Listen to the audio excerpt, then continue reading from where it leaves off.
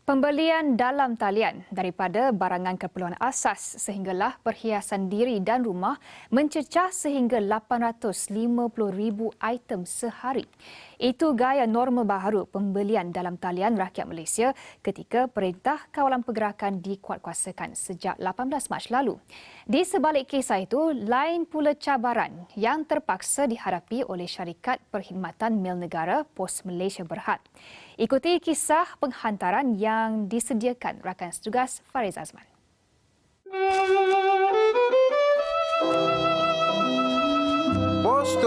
Posto. Itu antara jeritan seorang postman yang membawa surat apabila sampai di sesebuah kawasan ketika dahulu. Bermula dari tahun 1800, kerjaya seorang postman menjadi jambatan pada masyarakat dalam menyampaikan surat dan berita. Kedatangan postman memberi keterujaan setiap rakyat di negara ini.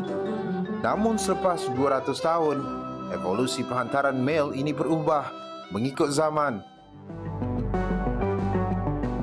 Daripada basikal ke motosikal, van, lori sehingga ke penerbangan kargo, Pos Malaysia terus bergerak maju buat rakyat. Inilah parcel atau bungkusan yang diproses oleh Pos Malaysia setiap hari, dan saya berada di Cawangan Petaling Jaya di mana lebih 800,000 parcel atau bungkusan diproses setiap hari berbanding 300,000. Dan ini nombor baru bagi rakyat Malaysia yang berbelanja dalam talian. Apa menarik, ada juga perabot, aircon, tangga sehingga sport ring kereta turut dibeli oleh rakyat Malaysia. Ini cerita di sebalik Pos Malaysia. Menurut Ketua Operasi Negeri Pos Malaysia Berhad, Zaini Yahman, kempen duduk di rumah sejak pandemik COVID-19 berjaya mengubah gaya norma baharu rakyat membeli belah dalam talian. PKP ini memang mengubah gelagat pengguna rakyat Malaysia lah khususnya. Behavior kita dah berubah. Norma baru sekarang ni. Kalau dulu kita mengendalikan sekitar purata 400,000 item sehari, sekarang Pos Malaysia mengendalikan 600,000 item sehari secara purata. Dan kita pernah mencapai volume tertinggi sehingga 850,000 item sehari kita kendalikan. Peningkatan bungkusan-bungkusan saya mendadak sehingga daripada 35% kepada 100% ini adalah kerana berlaku perubahan permintaan di kalangan masyarakat yang duduk di rumah. Meskipun waktu operasi dikurangkan dari pukul 7 pagi hingga 7 malam berbanding sebelum ini, namun setiap kaki tangan Pos Malaysia sentiasa komited dalam memastikan barangan sampai ke rumah pembeli secepat mungkin. Pada sepanjang PKP ini, kerana PKP ini, menariknya PKP ini ialah berlangsung sebelum dan semasa bulan puasa. Pos Malaysia memang setiap tahun pada bulan Ramadan ni kita memang mengendalikan volume yang tinggi.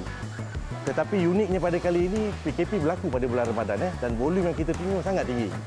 Dan untuk menghadapi ini kita telah pun kita telah rekrut mengambil tenaga sambilan sokongan melalui kita punya perkhidmatan Post Rider. Post Rider di mana orang awam boleh memohon untuk menjadi kita punya rider melalui Post Rider, dan kita telah pun melantik hampir 380 orang dan kita sedang dan akan terus melantik sehingga 1,000 Post Rider seluruh negara pada masa ini.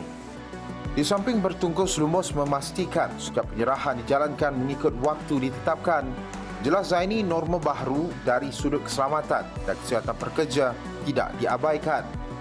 Setiap pekerja diwajibkan memakai topeng penutup mulut, penjarakan sosial ketika menghantar barangan ke rumah pelanggan. Kerja keras pos laju ini wajar diberi pujian dalam memastikan setiap rakyat menerima keperluan yang mereka beli secara e-dagang. Ini norma baru kita, rakyat Malaysia, bersama memastikan pandemik COVID-19 hilang dari bumi Malaysia. Fariz Azman, Astro Awani.